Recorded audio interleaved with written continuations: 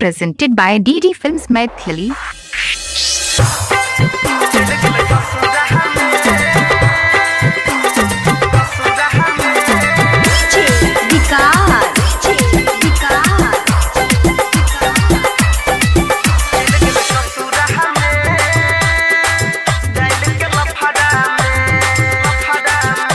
चले ससुरा में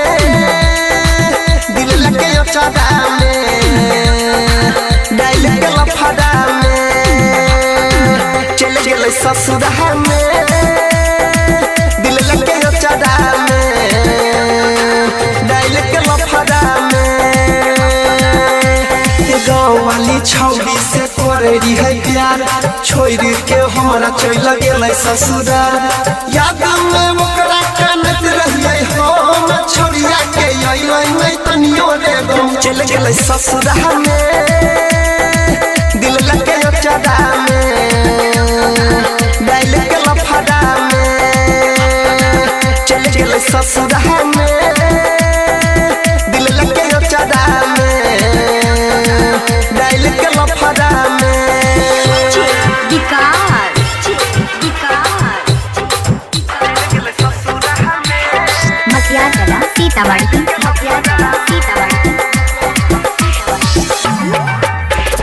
बचपन से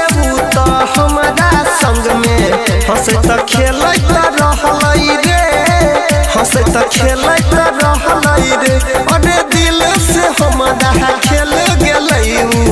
पहले कहियो नहीं खेल रे पहले कहियो नहीं खेल रे। अभी आप सुन रहे हैं DD Films मैथिली की प्रस्तुति। बचपन से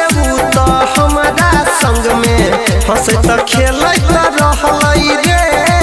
हंस त खेल रहल रे अरे दिल से हमारा खेल गेल पहले कहियो नहीं खेल रे पहले कहियो नहीं खेल रे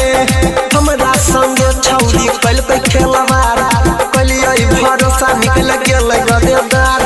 याद में ओकरा के नहीं छियै हम छोड़िया के तनिको नहीं अइलै सदम झूठ के खलकै वो क्रिया कसम देने गेल हमारा दिल में जखम चल गेल ससुरा में दिल लगे चादा में डाइल के लफड़ा में चल गेल ससुरा में दिल लगे चादा में डाइल के लफड़ा में। अभी आप सुन रहे हैं तेनवारी से म्यूजिक की प्रस्तुति। अरे छौड़िया सबसे सुनै रे भैया नहीं लगे भाई हम दिल नहीं लगे भाई हम दिल हो जान से ज्यादा चाहलिए हम जे कदा गेल दसरा से मिल गेल दसरा से मिल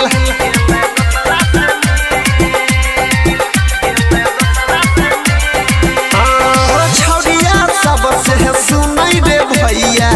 नहीं लगे भाई हम दिल नहीं लगे भाई हम दिल जान से ज्यादा चाहलिए हम जे कदा गेल दसरा से मिल गेल दसरा से मिल दुइये दिन खातिर ई त करै छै प्यार छौरी सबके सुन भाई रे छै कि रोजगार ओ नीलिया दम साथ चकेल कइ रे प्यार ओकरे खातिर भूल गेलै संसार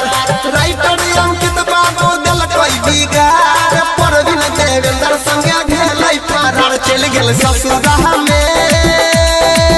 दिल लगे चादा में डाइल के लफड़ा में चल गेल ससुरा में